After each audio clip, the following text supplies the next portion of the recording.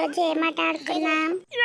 ఈరోజు మనము bat ball ఆడుకుందాము. నేను ఇంట్లోకి బ్యాట్ బాల్ తీసుకొస్తా ఆడుకుందాము. రియా రియా ఆగు రియా, బ్యాట్ బాల్ ఒకటి తీసుకురాకు, 2 బ్యాట్లు తీసుకురా, నీకొకటి నాకొకటి ఆడుకుందాము. ఇగో నీకొక బ్యాట్ నాకొక బ్యాట్, బాల్తో కొట్టుకుందాము. నేను నీకు బాల్ ఎత్తున్నాను, కొట్టు. అయ్యి అమ్ములు అటు సైడ్ కాదు, నా సైడ్ కొట్టాలి, నేను వెళ్ళి తీసుకొస్తా.